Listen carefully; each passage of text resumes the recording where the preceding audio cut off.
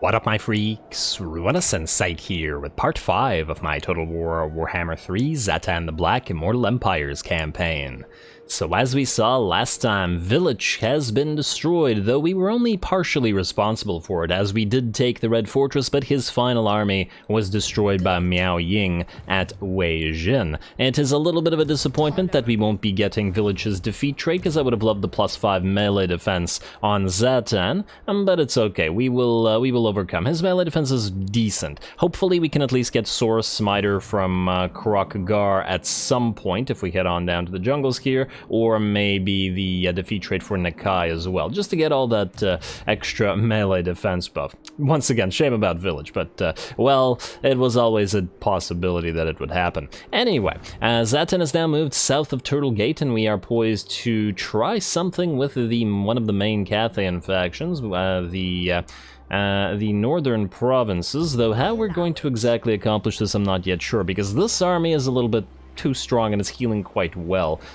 We do lack sufficient armor piercing and, well, eliteness of troops at this point in time. After all, we're primarily using tier 1 troops, and they have very high tier troops here. They are also tier 1, but they have the armor to counter us. We need those war machines, and that's why we are building them. We got 2 turns until the ironworks are up and running, and you know what? Let's build a few buildings while we're at it here. So, Iron Storm, we were going to not get the mine shaft yet, but we will eventually. Let's get the money pit here, just for the extra free cash. Insofar as you can consider it to be free. And we could also, let's see, we could upgrade the tribute collectors at Bloodwind Keep. Yeah, it's more money. It's all just straight up more money. Now, we could build one of these buildings for the armaments, but I think we're going to save the armaments for now in favor of, ooh, control building. Do we want the control building here? We could always build the next military building here. Yeah, you know, let's get control. It's not much, mind you, but at the next tier, it will give adjacent provinces control bonuses as well. And in reality, it will save us some. Labor, by virtue of not having to constantly pop set an example. Although high tier control isn't actually all that great for the Chaos Dwarfs. I mean, once you've gotten to 3% labor per turn loss, it doesn't seem like the other buffs are worth it, so kind of meh. You know what, maybe we'll hold off on this for now. I feel like we have other uses for our raw materials here. Anyway, in addition to that, you guys have been reminding me in the comments to level up our convoy people. I hadn't even realized that this guy had leveled up, but that's lovely. We are going to level him then, and Mr. Amarud's Syndrazen, the convoy overseer. Let's see what you have. So, you have a standard melee sort of tree here, and then the standard red line for your units being primarily at the current time various types of Chaos Dwarf warriors. And then you have your blue line, which is unique for the convoys, and while it would be nice to start leveling up our various Chaos Dwarf units, I think maybe we'll get at least a level 1, or maybe even 2, on a couple of these things first, and then we'll switch to that.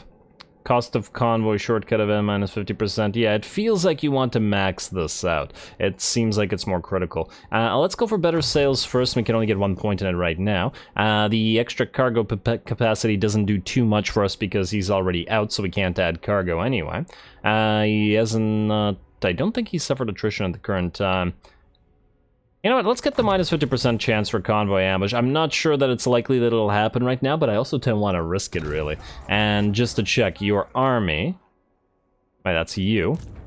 Yeah, everybody's still at full HP. We have a Vargulf, we have Man-Eaters, we have some nice stuff. And the Vargulf can self-regenerate, so... And that's nice as well. Yeah, alright. You keep your army in its current state.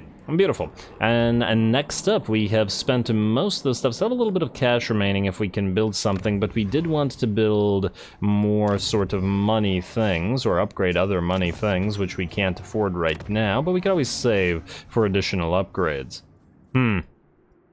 We also have to start recruiting in, not this turn, but possibly next turn, and you know what? Let's give it a little count of how many troops you need. So you're bringing 9 troops, meaning you... Let's say we get 2 dwarf warriors in here and maybe save the last blunderbuss for Zhatan here so that he can have 2 himself, or we give Zhatan the hobgoblins for now and ignore the blunderbusses. I mean, both would be decent. Now, you know what, let's give this guy 3 blunderbusses and 2 dwarf warriors, so that'll be 3 extra units, so... Okay, we need to get rid of 2 of these guys then. Let's get rid of the orc laborers because they're more expensive than the goblin laborers are. They have slightly better leadership.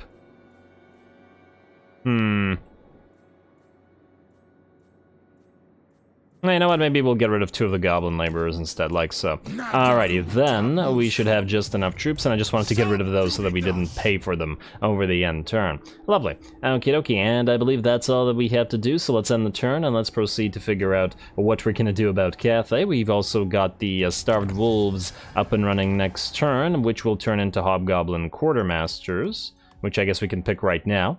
And get all those extra buffs for hobgoblins, as we will be using them for quite a while yet. Skip, and end the turn. Alrighty, while the turn is ending, I also want to note that this is a 5th episode in the series, and that's when I like to remind you guys not to forget to drop those likes and comments below if you've been enjoying this particular Let's Play, as obviously scheduling and all that does depend on engagement, though I did take a few extra days off work, specifically so I could get more episodes out of this. On the other hand, I'll have to work on the weekend, so less posts on the weekend, but, you know, oh well. It is what it is. Starved Wolves is up, beautiful, and Miao Ying, you have moved in March. You screwed. Yeah, okay, so I was considering how we would be destroying Miao Ying's army, and this is how. She's gonna move in March stance outside the settlement. I can't quite tell whether she can get the reinforcements, but it will not matter, because the main thing I was worried about was actually trying to get her into a field battle, which we can clearly do here. We will start recruiting, I guess, next turn on our increased capacities and stuff.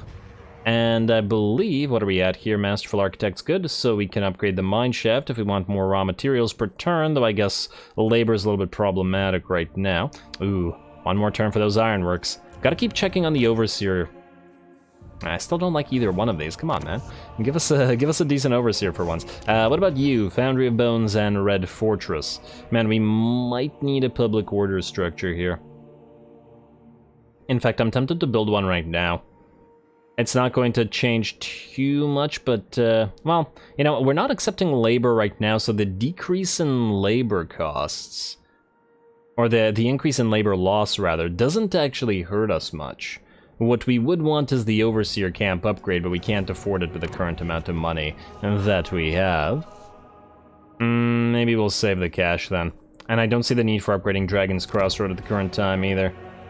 Alright, you know what, save the cash for getting new troops, because I really want this army to do its thing. So, if we're not going to do that, we're going to do this. You, Miao Ying, are at war with Clanishan and Dim Suns, neither of which are discovered at the current time, alas. Which also means that we are going to strike you. He doesn't actually hate us as much as I thought that the Cathayans would, but I don't want to peace out with him. I just think it'll be fun conquering Cathay, that's the thing. And the maps are super visible, so yeah, we're going to attack. Declare war. Alright, let's see what we can do here. Nobody wants to join in. And mission issued. Capture and occupy Snake Gate. And something else we saw. Pyrrhic victory, according to this. The sky junk is definitely going to be a threat. We're going to try to knock it out of the sky with a combination of our hat cannon as well as Zhatan on his now LAMMASU instead of his Taurus. There is going to be a problem dealing with Celestial Dragon crossbowmen, and they can dish out a massive amount of damage. And then, of course, there's Miao Ying herself, which is a very dangerous lord, and just look at those stats. Zhatan currently has absolutely no chance at fighting her. It's not even close. By and large, we may have to ignore her until we kill the rest of her army, or at least force them to rout. Let's see if we can manage this. Here we go.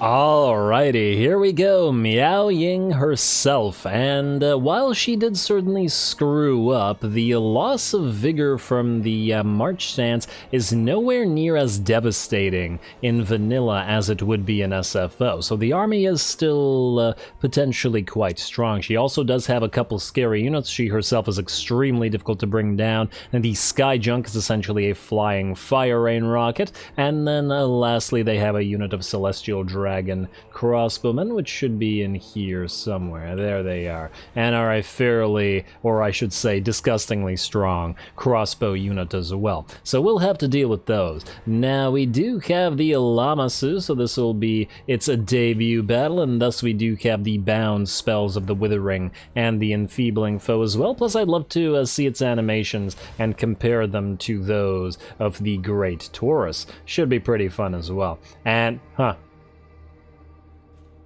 it's an interesting throne. It has no back. How the heck are you on that?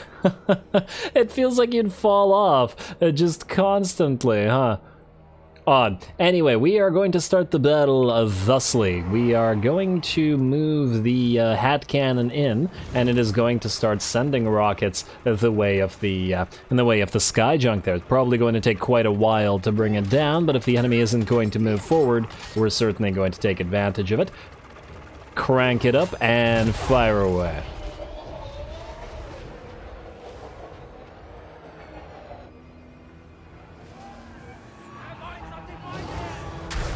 Alright, Smashy, so you'd think that a rocket would just pierce the balloon and knock the thing out of the sky. Well, this thing actually has a very decent amount of HP at 10k, so it's going to take longer to bring it down than it would a tower. I'm just going to speed it up because otherwise it's going to be forever firing at this thing. And oh, it looks like it's less than half HP until it got angry enough to actually fly forward. Unfortunately for Miao Ying, they are going to not move forward and fire at our main army, but instead she's going to use the Sky Junk to fire back at our own artillery piece, which means our artillery piece obviously has the advantage of being a single entity and thus not particularly vulnerable to fire from a fire rain rocket. We have rocket superiority in a one-on-one with that thing, at the very least. That said, that doesn't mean the rest of the army is not moving forward, so let's see how much damage we can do to it before the enemy army gets too close and we have to back off. It's down to about a third of its HP, and it doesn't look like we'll be able to bring it down before the enemy gets there, but that's okay, because we're going to send the LAMMASU in as well. The enemy... Oh no, will this take magical damage off Miao Ying or not? Negates magical weapons within the effect area. I guess we shall see. Either way, it's the Sky Junk, and we'll knock it out of the sky, if not with the artillery piece, and then with Zhatan himself. And there we go. Ooh, I like that swiping animation from the LAMMASU. That looks pretty cool. A magical claws. Alright, and obviously it'll have a bunch more animations on the ground than it will in the air, but for now, it will knock the Sky Junk out. It will knock the Sky Junk out. There we go. Alright, down that goes, and that's a major threat off the field. Now, let's see what's been going on in the meantime. Unfortunately, the enemy did manage to get a few shots off at Hat Cannon and force it to rout. It will, however, be saved by us sending in the Orc Laborers as well as Pithok in order to counter the enemy. So we should be able to get it away. But damn, I really gotta be careful with this thing. Otherwise, the rest of the army is moving in, but now without Sky Junk support, we are using Flamestorm on the enemy, and it looks like it's gonna move through some Peasant Archers. I was hoping to hit the Celestial and Dragon Guard as well.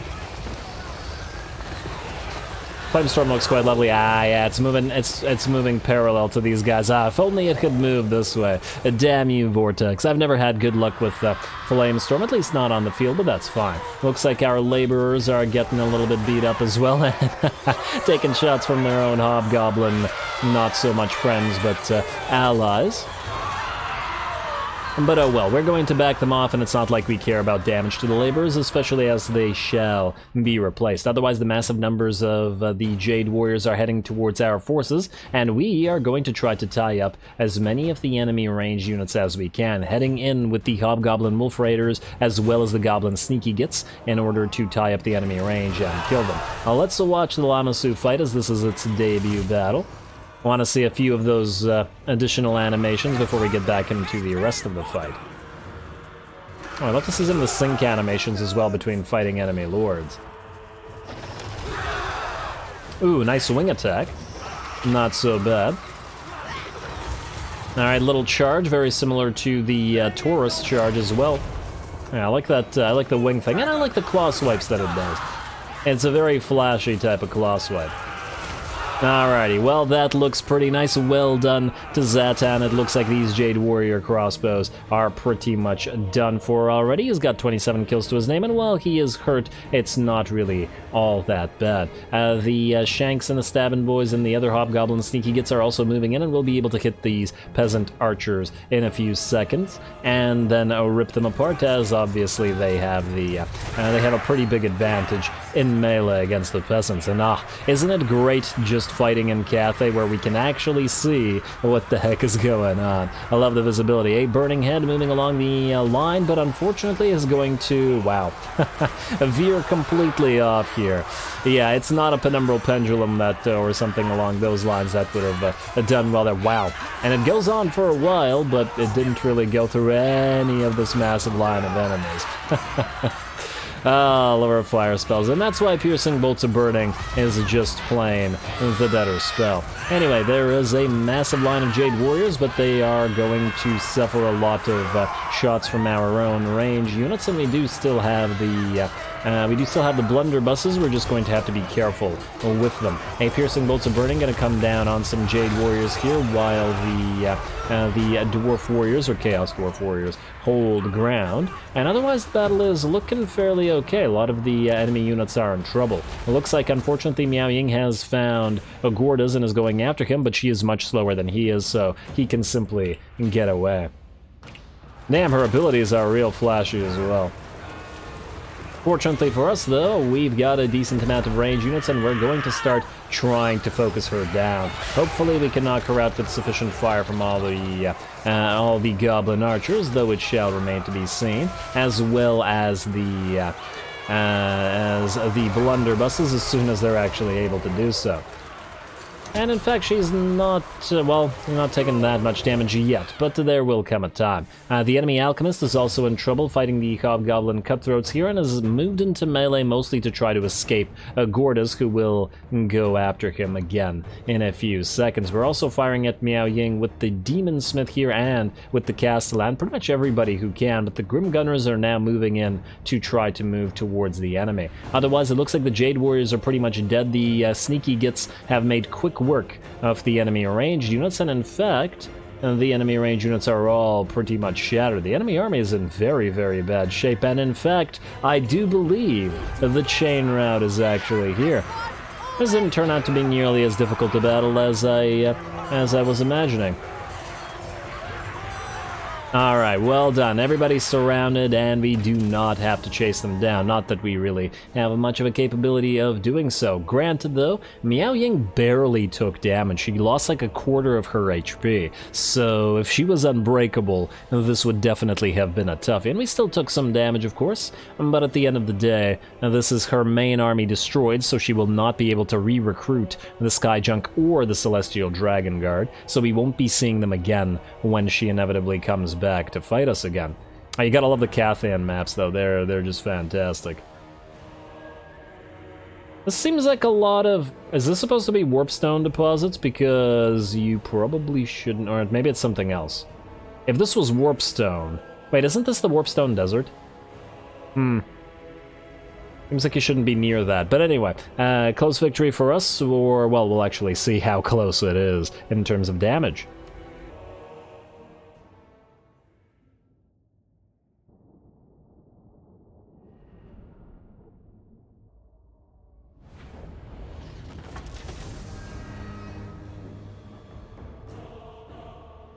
Yeah, potion of strength, that should be more useful than the potion of speed on Zhatan. Anyway, there we go, not too bad. Certainly took a little bit of damage on Zhatan, and yeah, my bad on the hat cannon. I really should have withdrew it a little bit sooner, but I really wanted that sky junk dead. And dead it is, which is, at the very least, nice. We got 226 labor versus 1200 gold. Now, in terms of our convoys, 1000 gold will bring in like 500 or so labor.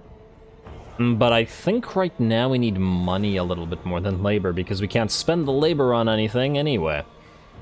Yeah, you know what? I think we'll take the money this time, even though the labor does tempt me. Let's go ransom captives. The army is dead anyway, and I believe Miao Ying also has a nice defeat trait.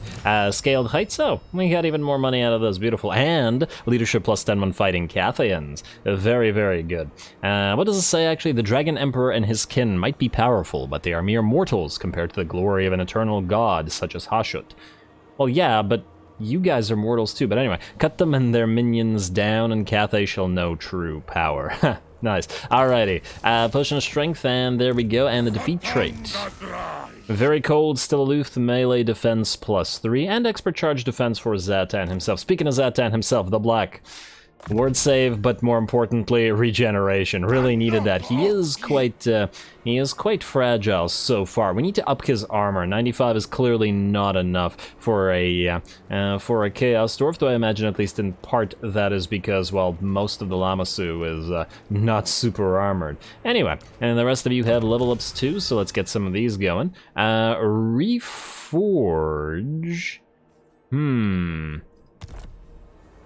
That would have at least helped you save some HP, but I'm not entirely sure if it's super beneficial to us at the current time.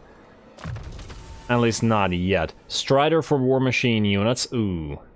And Vanguard deployment, well, we don't really care about the Vanguard deployment, but Strider may have helped it get away a little bit faster. The alternative is to keep upgrading Piercing Bolts of Burning and Flamestorm, both of which are going to be highly critical for this army. You know what, considering we only have a single War Machine at the current time, I think we'll keep upgrading these two.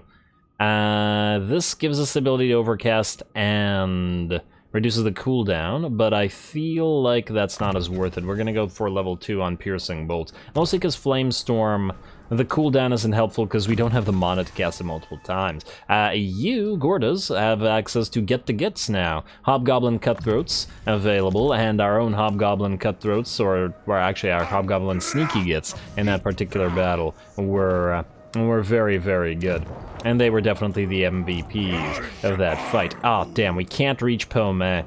That's a shame. I thought we'd be able to. But what can you do? And then our Castellan, well, I guess you can get increased mobility, but it's not going to be enough by the looks of it. And I guess we'll start moving through Survivalist because... Oh, wait, this activates at tier 5, eh? Explosive bullets, ammunition, projectiles will cause explosive damage. I wonder which of these is going to be better for us. Basically, give this guy shotgun or give this guy sniper. I really tend to highly value sundering attacks, though. But as I recall, we can get sundering attacks on upgrades for various of our infantry as well. Don't really care about the Vanguard deployment. I'll have to think about that one. Anything super interesting here? Probably just the extra powder, which will be quite interesting when we get to it, which means moving through Survivalist ain't the worst thing in the world. Gun sight is upgrade for you personally, and restock is all the way at the end of the line, and that's fine. And just to double check, yeah, no, we still can't reach. It would have been nice, though, or at least to be able to go into encamp stance, but nonetheless, the place is still going to be quite in danger from our attacks. We are also able to occupy or build up the next level of the gate, and while it does cost us a decent amount of raw materials, I think it's good to get it started so that we don't lose it. At least not quickly. Foundry of Bones is ready for an upgrade, which ain't too bad, but that means one of these other places could be ready for an upgrade as well. We have 3,600 money is the cost. We do have to remember that we still have to spend money on the recruits, which is going to happen next turn. Yeah, okay, that's fine. And that's fine. Let's see. Bloodwind Keep, you're fine. I'm tempted to get the Mine Shaft. The only problem is we don't actually have the labor required to keep that going right now. Maybe we just should upgrade the Foundry of Bones. The problem is then this place will require labor as well, and maybe at the current time, it's not such a great investment. You know what? Let's keep this place relatively underdeveloped for a little while, and don't bother getting labor. Just keep making money for us. We'll just upgrade you instead. And then we'll upgrade the money pit next turn as well, assuming that we have enough money left over after we build some stuff. And ooh, if this is going to be upgradable, I guess we can send Recruiter Damenzork back this way to recruit the War Machine and bring it to Zhatan, rather than these guys, although it would be nice if they had an artillery piece as well, but later on, once we increase capacity. Anyway, with that, I believe we're ready to end the turn, unless there is some kind of Diplo, but, well, we haven't been doing much with the, with Diplo so far, but that's okay. Skip, and end the turn. Alright, anybody gonna do anything interesting? Oh, wow, you guys have certainly came in with a bunch of armies. The problem for you is that Xiaoyan here is outside of Pomei, which may mean we'll be able to attack you still. Our army is hurt, mind you, but what is this? Oh, huh, I didn't think that was a thing. And so they actually can move north towards Dragon's Crossing. That ain't great. That definitely ain't great, but now we know for sure. Oh well, and it's not so bad because we didn't actually invest in this particular territory really at all. What's the likelihood that we could win this? Probably non-existent. We have no way to stop the archers, and there's just too many of them. I don't think we're gonna bother. Let's just let them reacquire it. Well, you're gonna raise it instead, huh? Well, probably not the worst move. Alright, so I was originally going to go for Wei Jin, but I think what we're going to do instead is take Pomei, if we can right now, and then head to Dragon's Gate. Looks like we'll need to actually destroy this faction. Maybe it'll be better to sack Pomei? What's the sack value of it? Very low. Very, very low. And, wait, what? To touch a dragonborn is blasphemy. Either that army moved away, or did they lose, like, most of their army to it? Well, okay, well then, we still wouldn't have won it. The auto-resolve was lying. I'm a little bit worried about Iron Storm, though. That place I actually do care about. So, yeah, we'll have to keep an eye out. Anyway, Recruiter Damenzork, move to Scaff Iron Pick, please. Go, go, go. Like so, transfer your hobgobblers and then start moving back to recruit a war machine. You have points or room for 3 units, and those 3 units are going to be, where are we here? Hellforge, Tower of Zharr, yes, Hellforge. And then we're going to increase the warrior capacity by 2, and the blunderbuss capacity by 1. And we'll probably want to increase the war machine capacity so we can get magma cannons up and running ASAP. In fact, global recruitment for... Oh, right, we have the... 4 turns to recruit it, though. It'll take a long, long time. But yeah, we do have the 50% cost reduction, so we can use global recruitment on war machines pretty much at any time, which is great. Because they are still cheap. In fact, I probably could have had you build it here, rather than move all the way to the Fortress of Eyes. Oh, wait, in fact, no, we have to move all the way here. Yeah, you know what? Maybe we'll start recruiting it here at Granite Spikes and just follow you along. We probably wouldn't save anything in terms of turns on you. Alternatively, it really depends on if we give it to Zhatan or not. But anyway, 2 Chaos Dwarf Warriors and then 1 Blunderbuss for you. That should be a complete army, and you're ready to head out and attack. Zhatan, I believe you can't get regiments over now because this is not your own territory, so we're going to have another fight. And... how the heck are these guys all at such high levels? Damn. They're all rank 9. We're nowhere close, and these Dwarf Warriors have been fighting since basically the start of the campaign non-stop. Well, interesting. Let's see if they are willing to fight outside the settlement.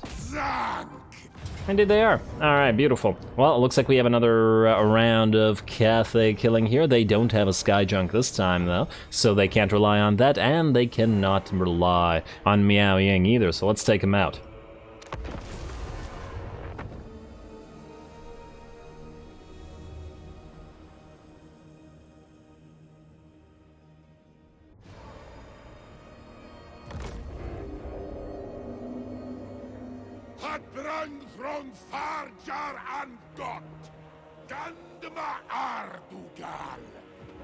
Alrighty, here we go. Nearly or a little over 2.5 thousand Cathians stand before us, and look at the lighting here. It's just glorious. Look at all these units that we can see. Anyway, 2.5 thousand Cathians stand before us, but with no Miao Ying to protect them. Gordas looks pretty happy to get this little duel start and is going to activate his abilities while we try to knock out the first of the enemy lords. This is, of course, the foolish lord that stood outside of the settlement and thus allowed us to move in. Oh, I like that breath attack from the LAMMASU. This is him foolishly standing outside the settlement and allowing us to destroy the rest of the armies, as we will be able to draw them out. Also, it looks like he's having a pretty bad day. Both the LAMMASU, or I guess Zhatan, as well as Gordas have basically broken him, and a couple more hits will see him gone for good. 184, and we'll leave Gordas to actually knock him out while we move back towards the rest of our army with Zhatan here. One more hit, Gordas. Come on, you can do it, buddy. Now try again. I don't know how you managed to miss that one. There you go. He doesn't need that head. Alrighty, well done. And now, ooh, I like this little valley and how there's like houses and stuff down here. Love all the little touches in the Cathian maps. Alrighty, well, regardless, the enemy army is here in a few seconds, and there we go, and we're going to start off by firing at it with our Death Shriek rockets. We have deployed in such a way that not only are we in range, but we have an elevated position where our blunderbusses can take as much advantage as they possibly can, and that was... You had all of this to fire at, and you still managed to screw it up. A little bit annoying. And now, we do have to be careful. While we do want to cast spells on this, we don't want the enemy army to actually fully rout and run off the map. This is another reason why we deployed fairly far away from them. If we... awful shot, Death Shriek. If we were to deploy too close to them, they would just rout off the map and then we'd have to fight them again. But anyway, at the very least, the Flamestorm looks like it's going to start doing some nice work and keeping to the back lines of the enemy, which I have to appreciate at this particular time around. Hopefully it'll just force them forward rather than running away. There we go. Finally, the Death Shriek managed to land the shot. Alright, it looks really cool, but I haven't been particularly impressed with the Death Shriek's capabilities so far. I am, however, interested to see how strong it will be once we upgrade it a bunch of times with all of the, upgrades.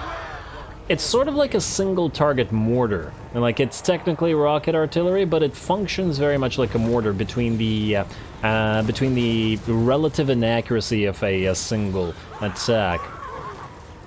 And it is quite effective against enemy units when they're standing still, like the enemy archers, so we are going to target them shortly. Anyway, the enemy has started to move towards us. There is a unit of horsemen that got kind of ripped apart. They are peasant horses, of course, so it's hardly surprising. We're also going to get a burning head going through the enemy line of archers here, if they're going to just stand in place like that. Let's hope we can get it. Of course. Yeah, the burning head always veers. Oh, really? You're going to even veer away from these guys? Look at that. I swear, sometimes these spells feel like they're purposely avoiding the enemy. They have terrible luck with those. And once again, it's why I just like non-moving sort of spells. But anyway, over on this side, we've sent Gordas in to fight some peasant horses, and just to prevent them from moving around our flanks and attacking our archers. And one of the things we're going to do is send in some dwarf warriors to help out, and on top of that, have Gordas summon some cutthroats on top of them, preventing the enemy from running away, and at the same time stabbing them from every direction. Otherwise, massive piles of Jade Warriors and Archers are moving in, but they're also not having the best day, as we have a much superior position to them, and can fire all of our range stuff from up on high. There we go, a piercing bolts of burning coming down, arrows flying over the heads of our Gobos, who are fighting, and taking damage wherein the Dwarf Warriors don't have to.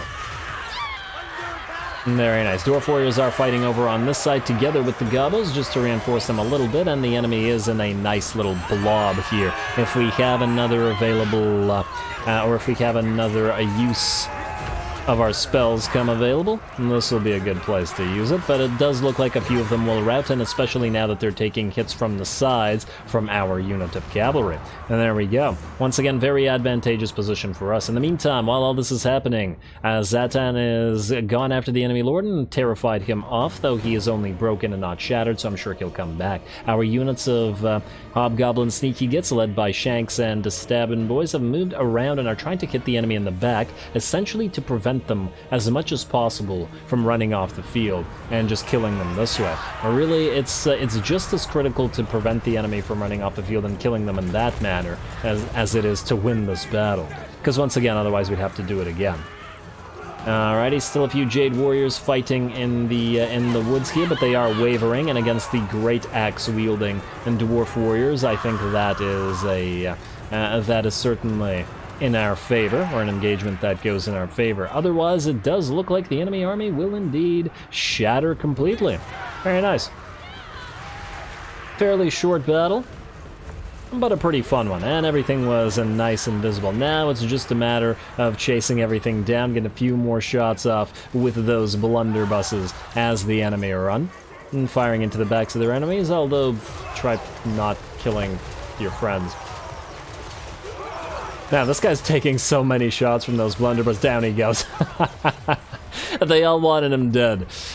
He cheats at dice, so, you know, it was kind of necessary. Anyway, with that, we can speed up the rest of the battle, just trying to kill off a few more enemy units and preventing as many of them from running away as we can. There's a few more out here as well. And this is certainly another case for getting that second unit of fast-moving wolf cab just to chase stuff down. Although they do decent range damage as well. In fact, where are they? Just out of curiosity, how much damage? 123 kills and 7 or nearly 8k. It's not so bad. Not so bad. Certainly better by the looks of it than the Hobgoblin Archers did in terms of outright damage. Anyway, continue chasing everybody off. Looks like we're getting a little bit of help from the Demon Smith, who is obviously now also on his Taurus. Well, I guess he was in last battle as well, but nonetheless.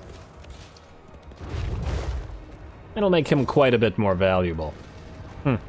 Out of curiosity, is there an armor difference? Oh wow, 445 kills. That Flamestorm and those piercing bolts certainly did help. Looks like Zhatan's more armored, but I'm not sure whether that's because of the LAMMASU or whether it's because of just generally having more armor. Anyway, battle is done. Should be a pretty darn decent victory, and while we took a little bit of damage, it's nothing that we're particularly concerned about. Who's still being chased? Alright, there's one more unit back there, 19 Jade Warriors. We're gonna pop that sadistic snare on them just to keep them from escaping as we kill off the rest. And it looks like we did manage to kill quite a few. A decisive victory at that, though at the very start of the battle a few units did escape, so we'll see.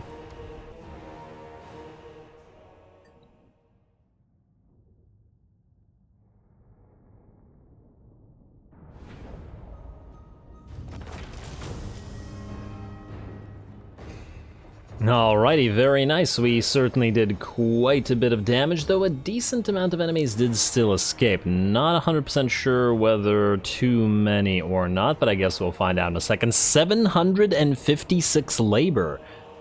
Why did we get so much labor here? Why? This is, what, more than 3 times more than Miao Ying's army. Huh. Kind of interesting. Okay. I would actually, and we got no money whatsoever.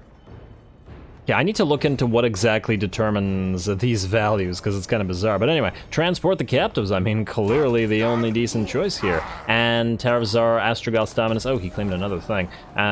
We can also claim our own thing, I guess. Settlement Raised, Dragon's Crossroad. Yeah, we'll get to it. You claimed one of these, I take it. casualty replenishment trade, which is nice, and then you have the Armor of Contempt. What about our turn? Now, we could go for the Diplo relations with Chaos Dwarfs and Warriors of Chaos and stuff, which would enable us to eventually get trade agreements going with them. But on the other hand, I feel like we should just go for the Excise Collector for the money. Funnily enough, if we had gotten Warmonger here, right before attacking Miao Ying, damn, then we would have been able to... been able to capture the settlement. But then again, if we had not... maybe not. Because then we wouldn't have destroyed the army that we just destroyed, so not as much. Armaments cost minus 10% for all unit capacity upgrades. Well, we did just use a bunch of armaments, and while this is useful, in fact, it's very useful, is it more useful than the income? I'm not sure. We could always try to take it, well, take it from these guys. You know, let's go for the Excise Collector right now, just out of curiosity. This should give us another, what, 300 gold per turnish? Something along those lines. It's nothing crazy, but, you know, it's everything is towards helping us snowball a little bit more, and it'll enable us to get a few more things on the field. So yeah, let's start with income from settlement buildings. Claim seed. Alrighty, we are up to 1121. Not much, but every single new territory will raise that number. And Pomei is next on the menu, so we're just gonna really quickly apply a point for you, Zhatan. You've been taking a lot of missile damage, though now that you have healing, you actually have more health from that army than you did before, but I do want to get into Boundless Cruelty as fast as possible for the enemy leadership reduction, so I think we'll go for Survivalist. Though on the other hand, we could start upgrading your Chaos Dwarfs, though to be fair, we're not using them all that much right now, in order to try to avoid casualties, mind you. You know what? I think still Survivalist. We'll go to Boundless Cruelty, and then we'll maybe skip out on this part, and then we'll go through the red line for that. Then we'll level you guys up, and I'm doing the levels right now because we hopefully will be able to auto-resolve here. Get him as increased speed and charge bonus, shoot him as increased ammo and missile strength. How's our healing right now? Could use a little bit more. You know what? Let's go replenish troops. Just for a little bit. And then lastly, you two. The Castellan, ooh. Access to shotgun versus sniper. I'm still inclined towards the, wait. Cinderblast Shell. I thought Cinderblast Shell was with shotgun, not with sniper. Huh. But yeah, this is clearly sniper because it increases range and doesn't have explosive bullets. I imagine you'd probably get a lot more kills with the explosive bullets, but it's basically sniping single targets versus sniping mobs of units. And I feel like between our blunderbusses and stuff and our war machines, we'll be very adept at sniping multiple units and not as adept at sniping, or we'll be, yeah, less adept at sniping single targets. And which to me says maybe Molten Cores and Hellforge Bullets is the way to go. You guys let me know what you think about that, though. Yeah, I'm inclined towards the Sundering and the sniping. But we shall see. So I'll hold off on getting that upgrade until I make that decision. You are also getting closer and closer to Arcane Conduit. Doesn't have the spell mastery like SFO does, but oh well. And we have been using Flamestorm quite a bit, but we're going to go for Piercing Bolts of Burning first, and then other stuff second. And all this stuff doesn't increase your allies, does it? No. And their capabilities. Alright, that's fine. Let's see if we can auto-resolve this. Yes, we can. Beautiful. Alright, tiny bit of damage, and we are going to occupy it as a tower, obviously. Like so. Leadership, and we got no more levels from that, but oh well. Ooh, Zhatan's real close, though. And this will also enable us to get... Oh, hello. The Blazing Beards of Bajorak, and Oglacon's Wolf Boys. Ah, man, to get the Blazing Beards, we'd have to lose one of the Hobgobblers, and I'm kind of disinclined to do so because they've been quite useful, but I'd love to get the Blazing Beards in here, either. As well, I mean. Well, let's get the Oglacon's boys for now. Back down to 1100, though not horrible. And, oh right, I forgot to switch the potions out. You can now have the Potion of Strength. Although if we really wanted to, we could give the Potion of Strength to Gordas as well. No, he can't. He has the Banner of Slavery to buff up all those Hobgobblers. Shrieking Blade, cause fear. You already cause terror, you cause nothing. So let's have you Oh, wow, that's a heck of a... I take it that's a fire glade. Damn, that thing looks awesome. Shrieking blade for you. It'll give you magical fire attacks, and if we add sundering to that, magical fire sundering attacks. Yeah, I do like that. Potion of speed in SFO gives you reload, but doesn't give you reload in vanilla, unfortunately. And foolhardiness is charge bonus and unbreakable. You know what? You... well, you would also get quite a bit of benefit from being able to reposition quickly. But your charge bonus ain't bad at 80 when you're on that Great Taurus. And you can get your own Bale Taurus and LAMMASU as well. Yeah, alright, fine. Well, let's get the charge bonus on you. And you know what? If the mage is in trouble, maybe we will have use for you not to break. And then the potion of speed doesn't belong in any of these guys, I guess, but we'll probably give it to somebody else. Anyway, with that, I am going to call it here. Next time, we attack Dragon's Gate, take back Dragon's Crossroad, and probably move through Snake Gate as well. And just take all the gates, really. By then, I'm sure that these guys will have gotten a new army, and we may build a temporary lord at Po May just to be able to hold it against the basics. Ooh, there's a marble quarry here as well. Oh, that's nice. Oh, that's real nice. Ruinous-like. Raw material output plus 15% in local province. Man, that's good. With that, we could make this entire province all outposts. No bother with factories. Alrighty, well, that's in the future. Anyway, calling it here, more Cathay fights, and next time we probably also have a little bit of labor to spend, as we got quite a bit, so we could speed some stuff up. We will also get Scaff Iron Pick on the field, so our second army will march out. Might even actually have them return to Cathay, although I suppose what we could do is march them through the Mountain Eaters' territories and then hit Cathay from this side, but I think that would be the western provinces. It would actually, funnily enough, be nice to have a second army here. It's not like we're currently fighting Grimgor. But Grimgor is quite strong.